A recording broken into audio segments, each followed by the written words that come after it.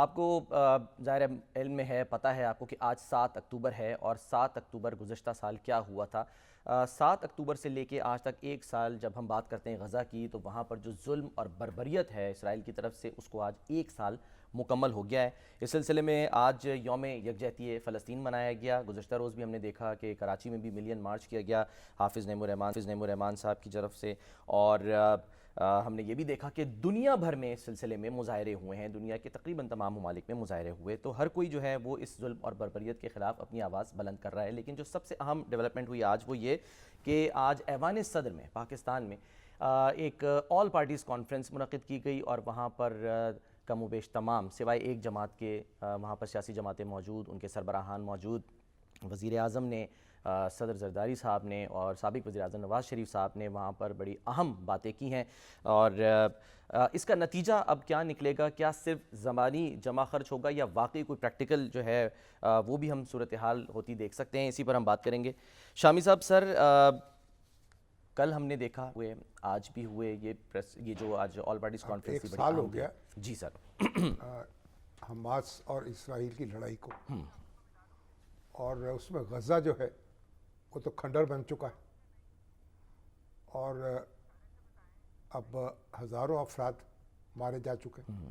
کیا فگر ہوگی؟ 48,000 سے زیادہ، 48,000 سے زیادہ، اور عورتیں، بچے، 30,000 عورتیں اور بوڑھے، بچے، اور ہسپتال، سکول، مکانات سب تباہ ہو چکے، برباد ہو چکے۔ اور اس کے بعد یہ جنگ جو ہے پھیلی ہے، تو حماس کے جو لیڈر تھے اسماعیل ہنیہ، یعنی ایران میں مہمان تھے، ایرانی صدر کی تعزیت کے لیے آئے تھے، اور ان کو وہاں نشانہ بنایا گیا اور ان کو شہید کر ڈالا گیا۔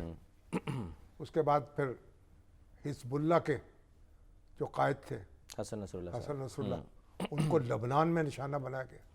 اس کے علاوہ بھی متعدد کمانڈر جو ہیں حماس کے اور حزب اللہ کے، وہ نشانہ بنائے جا چکے، اور جنگ جو ہے وہ رکنے کا نام نہیں لے رہی، اور بلکہ پھیلاؤ ہوتا چلا جا رہا ہے۔ اور اب خدشہ یہ ہے کہ کسی وقت بھی ایران کے خلاف بھی کوئی کارروائی ہو سکتی، ٹھیک ہے، اور امریکہ جو ہے اس کی طرف مکاری دیکھیں کہ وہ کہہ رہا ہے کہ اسرائیل کو کہہ رہا ہے کہ ہم جو ٹارگٹ آپ کو دیں گے ان اہداف پر آپ حملہ کریں تو آپ کو بونس ملے گا، آپ کو اس کا انعام ملے گا۔ اگر اس اہداف سے ہٹ کے آپ نے مسلک کیا تو پھر آپ جانے اور آپ کا کام جانے۔ لیکن ایٹمی تنصیبات کو نشانہ بنانے کے تو خلاف ہے، یعنی امریکہ بھی یہ کہا ہے، تیل کی تنصیبات بھی، لیکن وہ کون سی تنصیبات ہے جس کو امریکہ نشانہ بنانا چاہتا ہے؟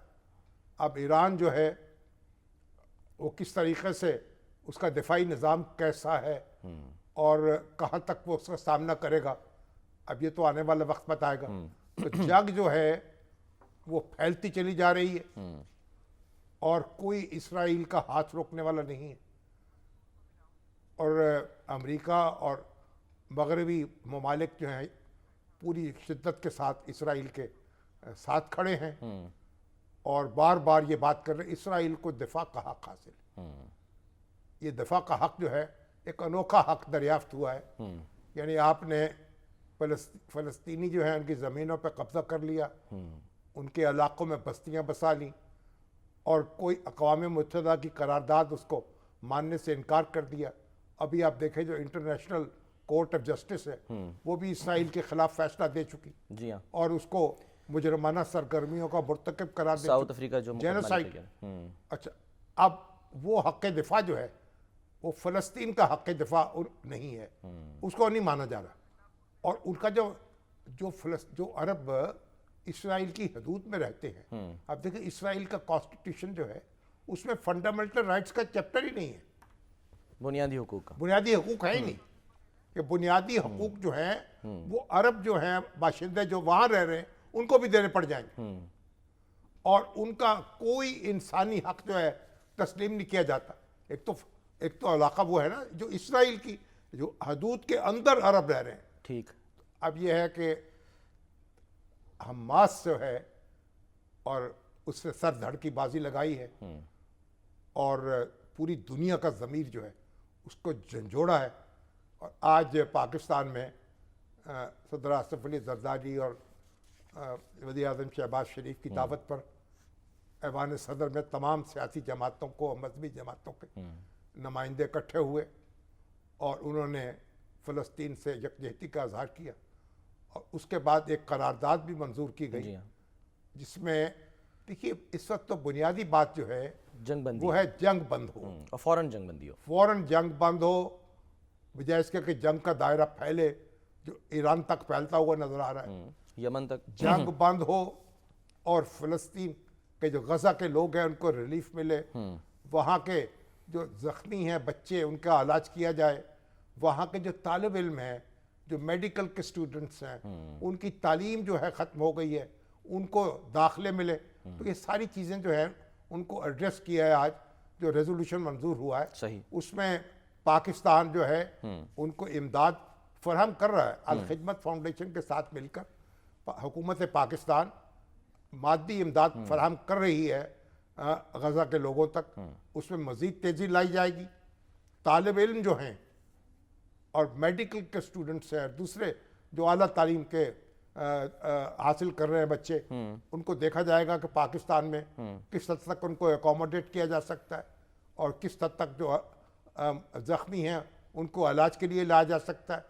تو اور اس کے بعد پھر اب بلاول بھٹو زرداری صاحب نے یہ کہا کہ آپ ایک ہائی لیول کمیٹی بنائیں, آپ ہماری خدمات بھی حاضر ہیں, پوری دنیا میں دستک دیں, او آئی سی کا اجلاس بلائیں اور دوسرے جھنجھوڑے جا کر سول سوسائٹی کے ارکان کو.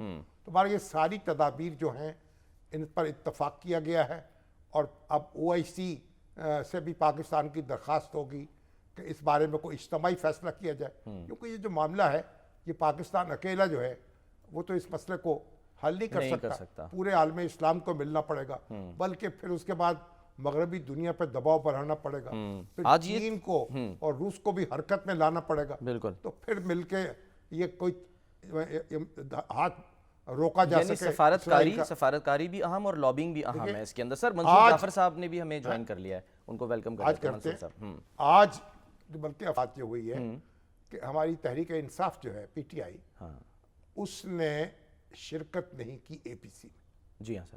اور پہلے جو گوہر صاحب تھے انہوں نے چیئرمین ان کے جو ہیں انہوں نے یہ ایسا اشارہ دیا تھا کہ وہ اے پی سی میں شرکت کریں گے, لیکن بعد میں انہوں نے شریک نہ ہونے کا فیصلہ کیا. اس کے سر کیا اثرات ہوں گے اس پہ بات کر لیں گے. ہاں ایگزیکٹلی. ان کی اپنی شکایات ہیں, ان کے اپنے یعنی ان کے جو بھی ان کے الزامات ہیں وہ سارے اپنی جگہ ہیں.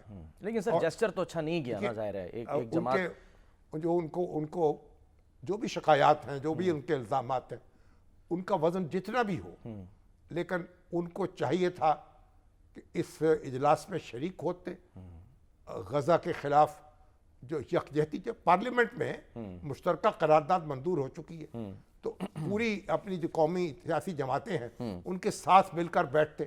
تو باقی تو پھر جو ان کے معاملات ہیں ان کا بھی کوئی مداوع ہو, اس کے لیے کوئی بات چیت کا آغاز ہو, یہ بھی ہو سکتا ہے.